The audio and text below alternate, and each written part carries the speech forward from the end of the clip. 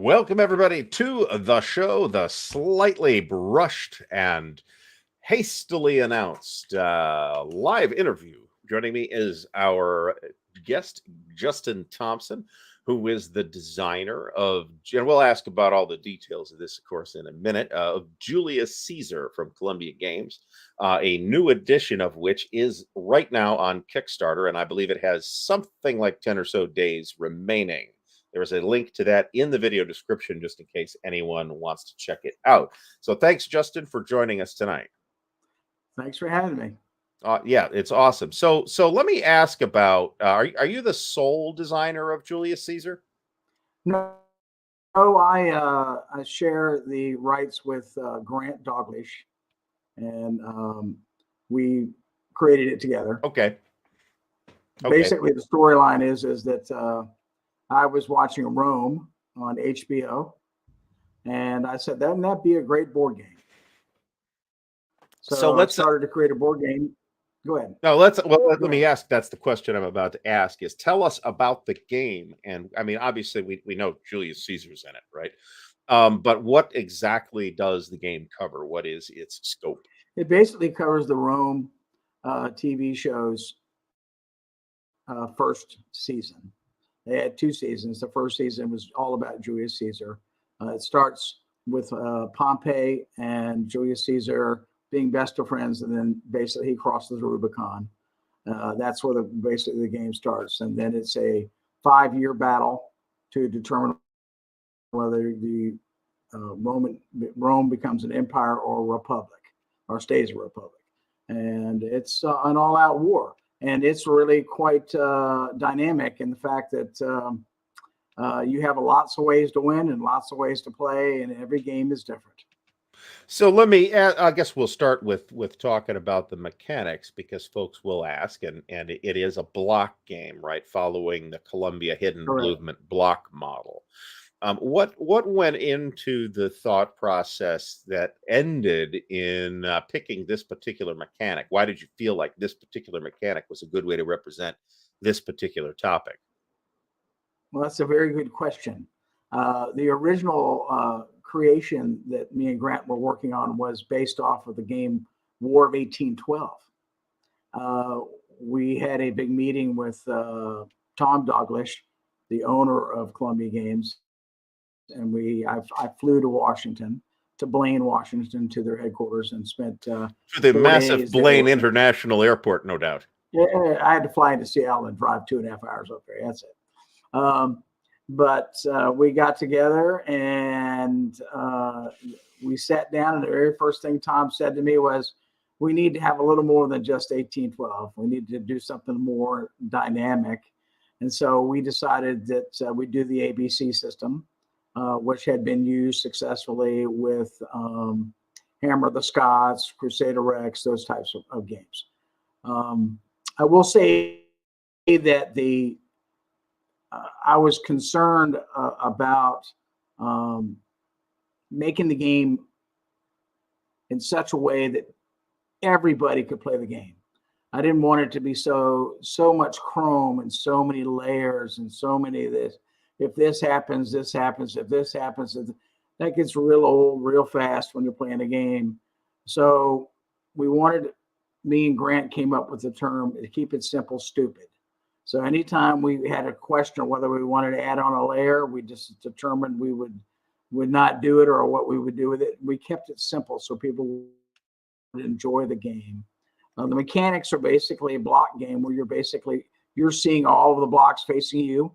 That's all of your units, and they're basically set up so that there's a value from 1 to 4, and there's 4 sides to a block, so 1 to 4, and as you walk up to make a battle, you roll dice up to 4. If there's 4 dice, it could be as little as 1 to 4, so it doesn't necessarily mean 4, but you roll the dice that are available to you, and then once you're done, when you take damage, you rotate the block and take the damage off, and that lowers how many dice you get to roll the next time you roll.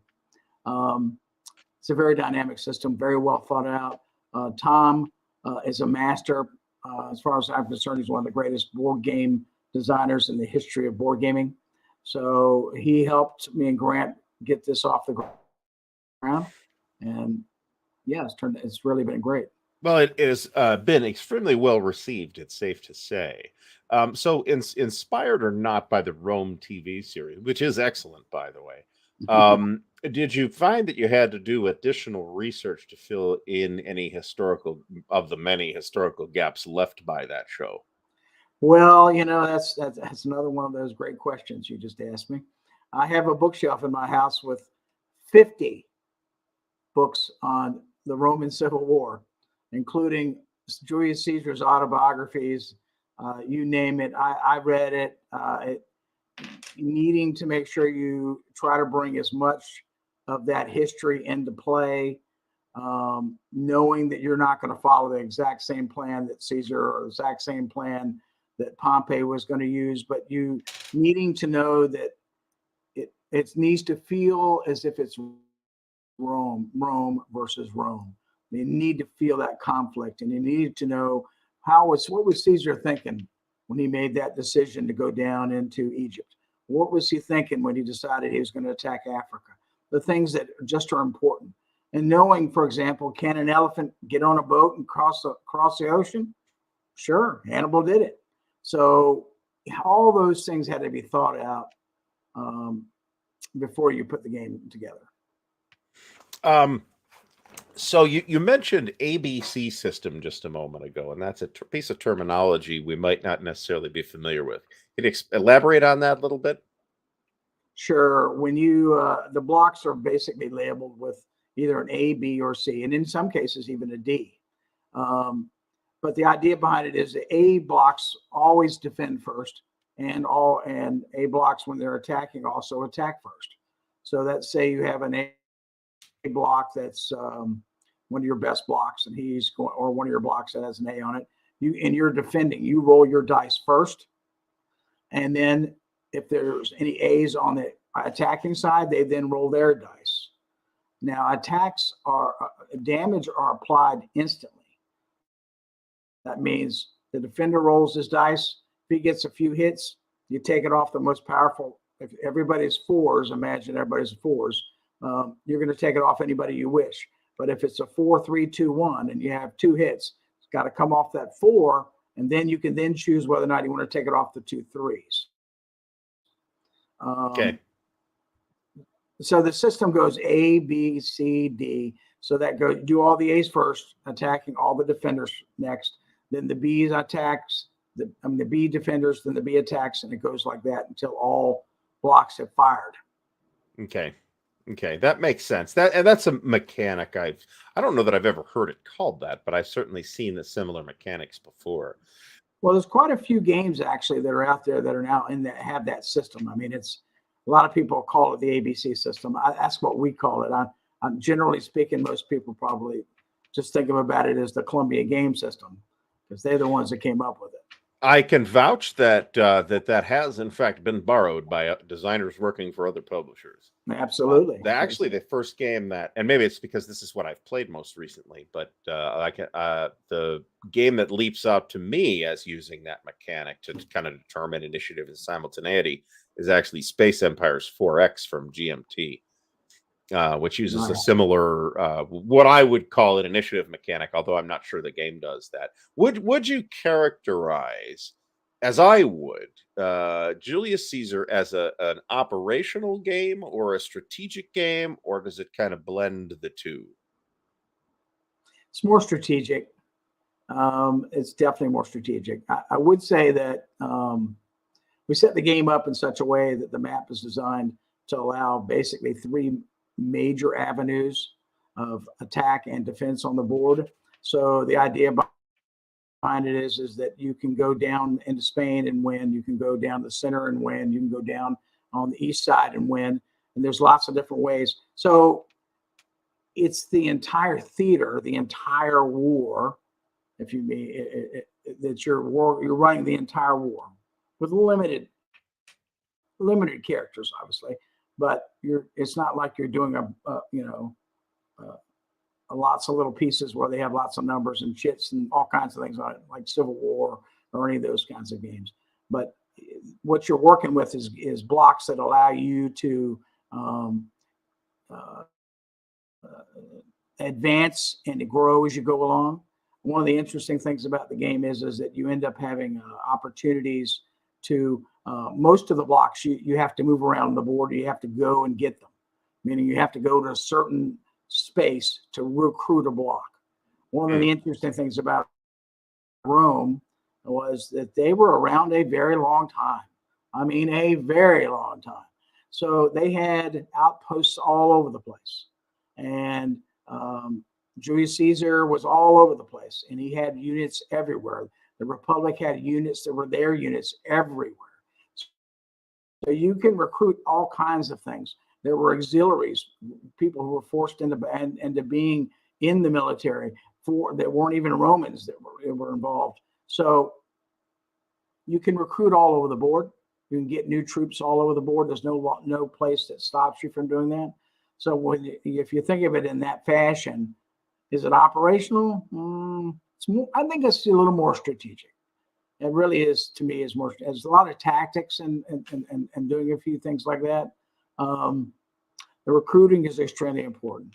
Knowing when to defend, when to attack, knowing what your point system is, where your best place for defense is.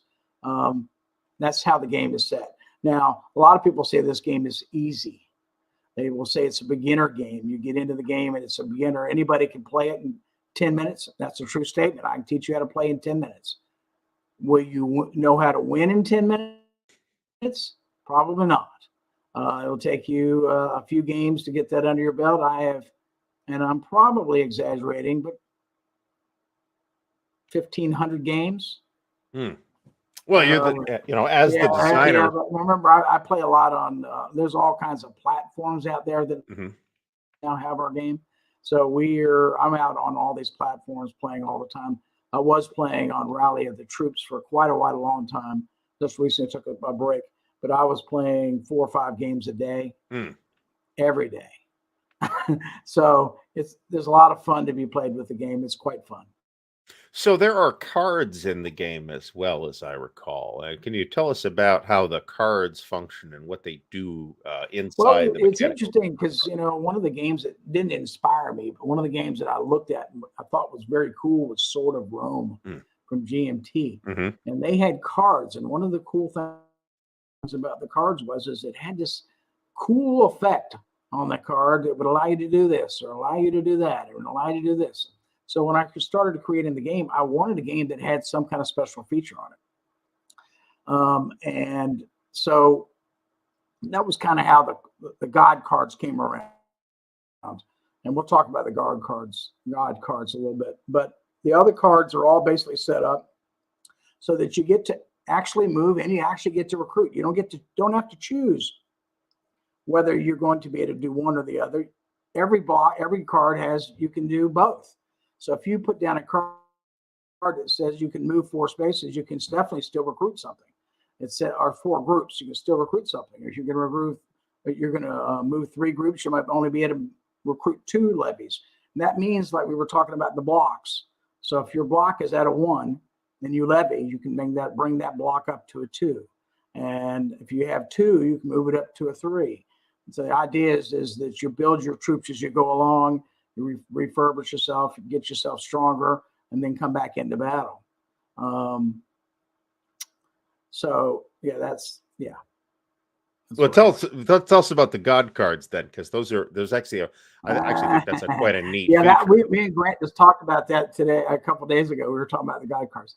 Probably one of the most unique aspects of the game is we do have the God cards. The God cards, one of the interesting things that most people don't know. And if you read the histories, you can read about Julius Caesar. Julius Caesar was a very religious man. He was the high priest to Jupiter, and he was considered a very holy man. And in his own way, whenever he would make a decision, it was based on what the auguries told him. A lot of decisions he made were based on what they said. It's a good day to attack. It's a good time to do this. He did a lot of things, and he asked the gods for their opinion before he made the decision. So with that in mind, Tom came to me and Grant and said, we need to add some religion into this game. So let's throw these cards in and let's see what we can do with them to show, the power of the gods. Now, can I just play a card and Vulcan comes down and turns a volcano into an eruption and kill everybody and does all of this? Probably not. But in the game, it just basically means a catastrophe has happened. And so it represents what Vulcan could do if he wanted to do it. Mercury is about moving really fast. The idea behind the God cards was you can break a rule. So whatever the rule is, we're breaking rules here. It's like Mars, you get to it, the attacker gets to attack first instead of having to let the defender go, the attacker gets to attack. Jupiter card, there were lots and lots of defections in this game, in this time frame, meaning that legions would change sides based on who they thought was going to win, or who they respected the best, or who didn't have the best, had the last win. Neptune is about the same thing as a Mars card, but it's all based on having ships, which is very, very, very important in this game. Having ships in the game is extremely important. Apollo was my favorite card. Apollo was my favorite card because I wanted a card that would copy the last card played. That means whether it's a command card or it's a God card, it copies the last card played. So that's really cool when you are playing a Jupiter card and you're stealing my block, and then I play Apollo and I'm able to do something right back at you. Very, very nice. The God cards won't change in the new system, in the new game that's coming out. They're going to be better cards, nicer cards, better card stock, better colors, better quality, and longer lasting. I think everybody's going to be really, really happy with that. Well, let me actually ask about that then. Is this this new edition that? Well, I guess we'll start it this way. What kind of led to the decision that landed on, hey, it's time to redo Julius Caesar now? As they know, Columbia has redone Rumble in the Desert relatively recently, and less recently they redid their classic Napoleon, which has been around since the early 70s. So why was Julius Caesar determined to be next? Actually, it came down to the fact that it's out of print. Okay, well, that was easy. After 12 years, the print run that we put together to start with finally has come to an end, and so they needed to reprint it. Needs to be reprinted. I can't tell you whether it's their number one selling board game, but I would probably say it's in their top 3 games that they sell. Very, very popular. Still quite popular. I see it all over the place. It's everywhere. But the reprinting of it itself was been talked about for a long time. We've been talking about it for a couple of years. As we were dwindling down on the numbers, we were making decisions, deciding what was going to happen. There's not a lot going to change in this game as far as the rules and things go. I don't know if you know this or not, but one of the things that I put my foot down on about this game is that we weren't going to put the rules out until we were 100% sure that there wasn't going to be many changes, if any, because Columbia has what they call the living rules, which means it always can change and evolve if things change and people find avenues to beat it or break it or whatever. They find ways to adjust it, and it's worked really quite well for them. But I didn't want that. I really wanted a game that when you sat down and played it, you ain't got to go back and look for rules changes and all this kind of stuff. So as we were printing the game, So if you're lucky enough to have the 100 or the 1.0 rules in your game, you have the original, your first 100, I think, have the 1.0 original rules in them. With one mistake, which is an AND needed to be inserted in a certain specific place to make it just change. So we had to add one word, and that's why we have 1.01 rules. And they probably won't change much. I know there's going to be at least one major change to the rules that I'm kind of insisting upon. But I don't want to say that is because I don't know that. I've not seen the new set of rules. So by me saying that rule has changed is going to be unfair to Columbia because they haven't given me the, they're still doing that kind of stuff. So please know that they are looking at the rules. There won't be much change because the game is really, really, really solid.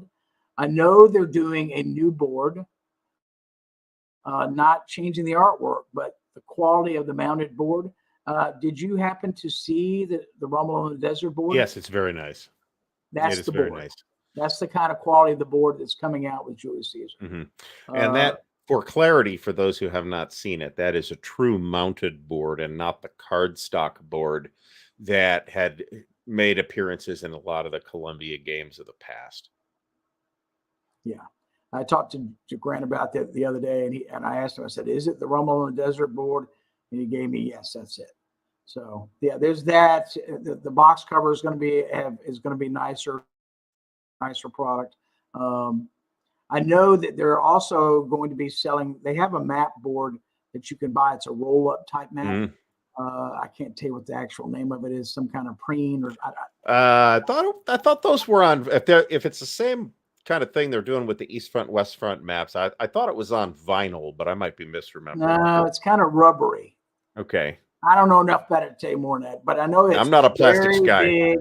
I have one. It's big. It's nice and big. It's the same board, but it's extra large. So for those people who have problems with the board being a little too small, I don't have that problem, but other people do have problems. They want to be able to see the entire board, and some blocks block a few things. Upgrading to that board is worth every penny. It is the most dramatically beautiful looking board you can possibly imagine. When you lay it out on that table, you can see it from a mile. All the blocks fit nice. It's because it has that little rubbery. It keeps things from moving around too much. Very, very nice. Folks in the chat are informing us that that's neoprene, which is there you go. Think what I think that means is this mouse pad type material, and that always, to me at least, that always feels really good to be playing on. It's really nice. I have it. Like I said, I have one. I just recently brought it out for a game here in town. It was real nice. So what motivates you as a player of historical games? Is it the gameplay itself, or is it to explore the history? Or it doesn't sound like it's the opportunity to explore new and more noodly mechanics. So I think I've been doing board games pretty much all my life. I was in the military when I turned 18, and I was an Eagle Scout before that. So I spent a lot of time playing lots and lots and lots of games. I got off to the Army and got off into the Army. And when we'd go out in the field, we'd play Risk and Axis and Allies and all those kinds of things. I got back to the States in '87. I was in Europe for most of my entire tour.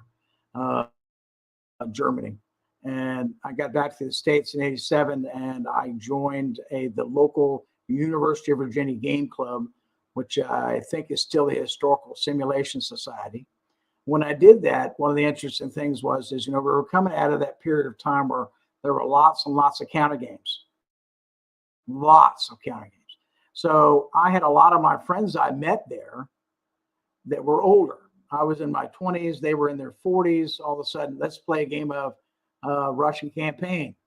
Let's try Victory's Civil War. Let's do World in Flames. So we did lots. Well, I'd gotten along great with these guys. Oh yeah, they're all great. They're all great gamers, great people to be around. And the coolest thing was, as I was kind of poor when I came out of the military, it was cheap because it didn't cost a dime to go play games. Your friends over at UVA let you play for free. This is a better business plan than I'm on right now. I can tell you that. Well, I see you have a lot of games behind you. My goodness. So we ended up in '87. I started playing a game called Titan.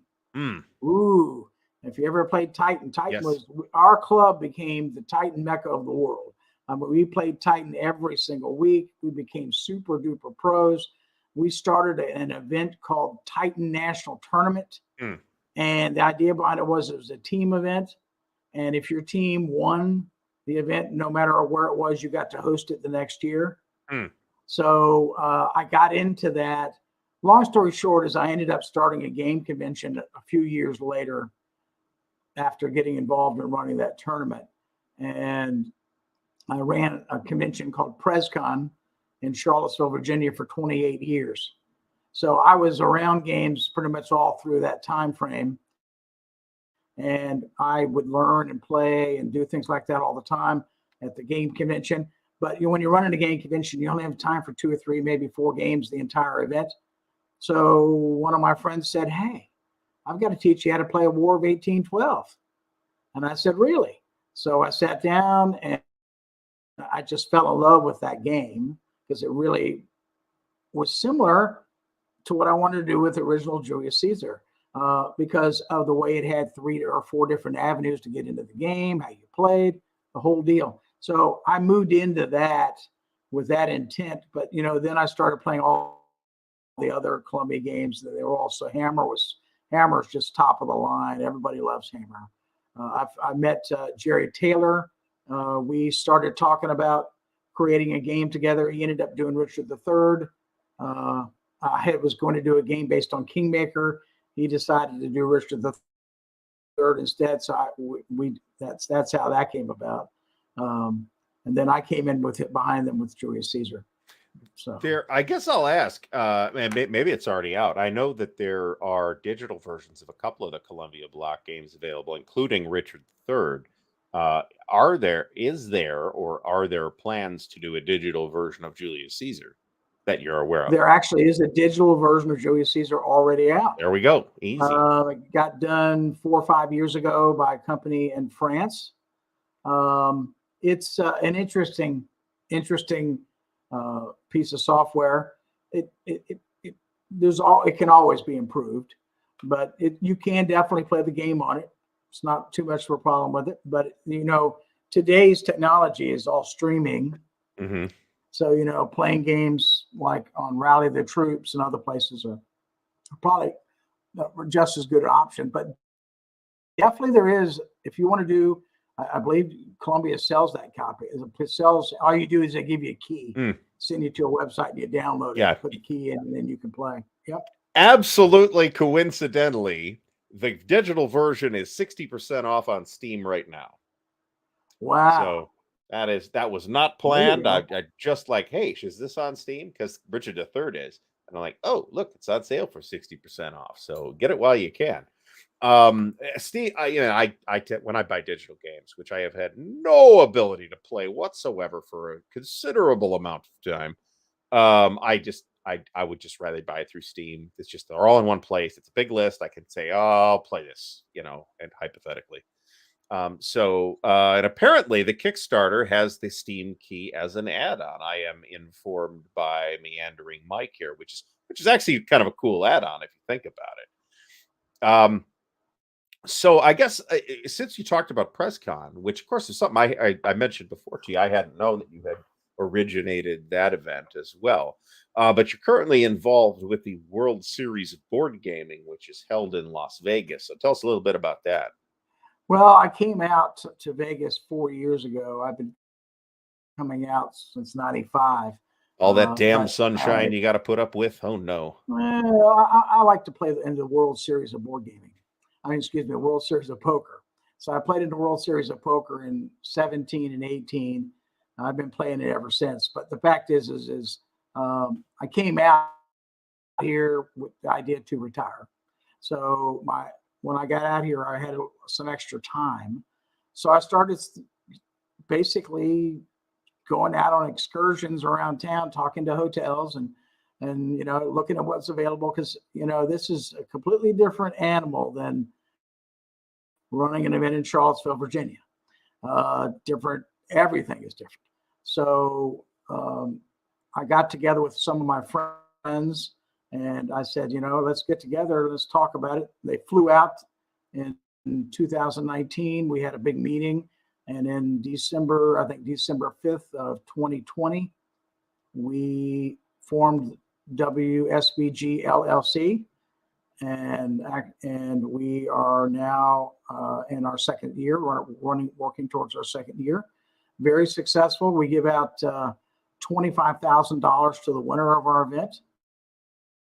That'll buy me a lot of new war games. Yeah, well, that's true.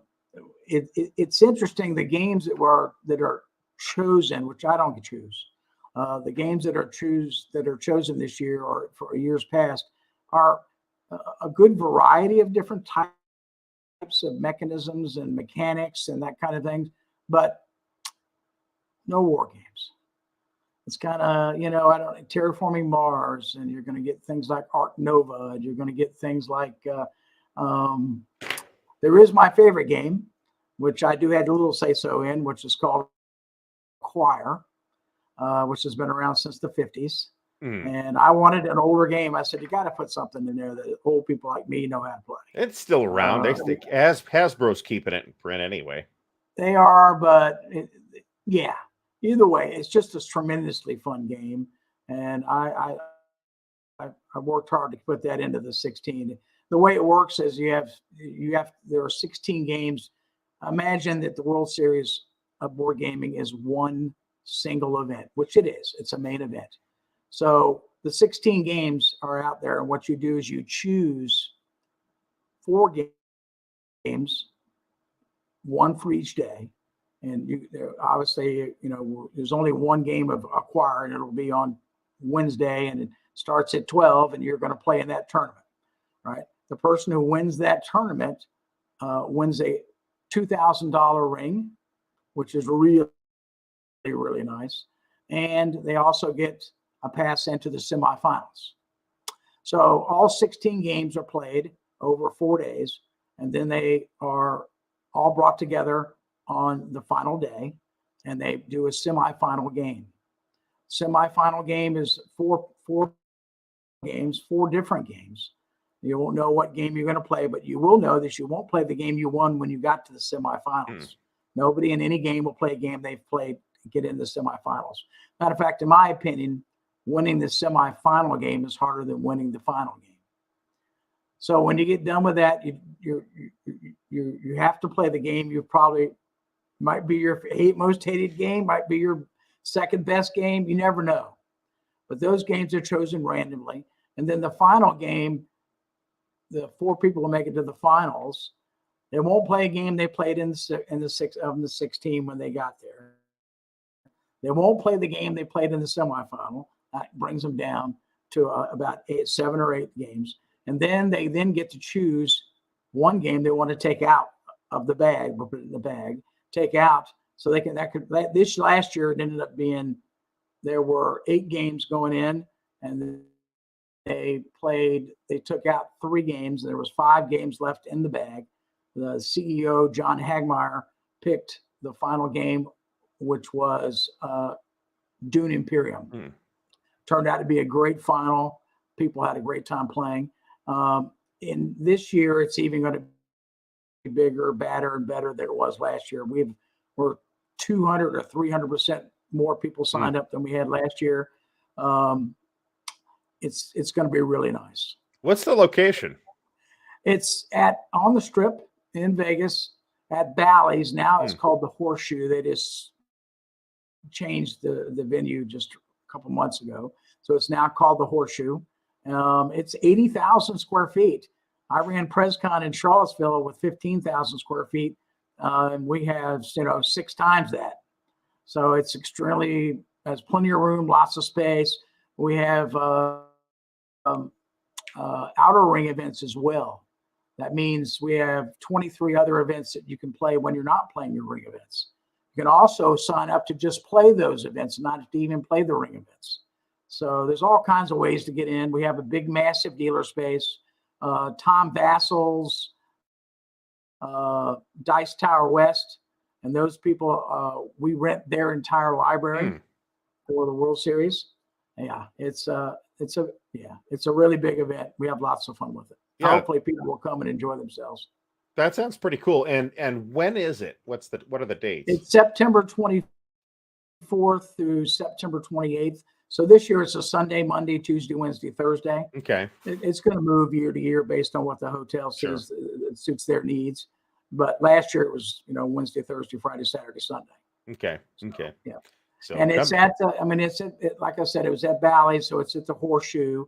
And hotel rooms are a really great price. If you decide you want to come, you won't get a better price during that period. September, October is prime Vegas time because of how beautiful it is out here. So if you want to come out for a vacation, you can't get a better time.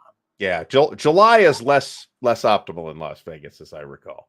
Yeah, So it's a little warm. It's a little warm. It's a little warm, as in people are actually bursting into flames on the sidewalks. So there's that. But other than that, 115. It's only 115. But it's a dry heat. It's a dry heat. It's a dry heat. Dying here. It's a dry. Where's the air conditioner? There's like a mist. There's misters everywhere to spray you down with a cooling mist. That's true. I tell people. I said, listen, they come out. Oh, it's so hot in the summer.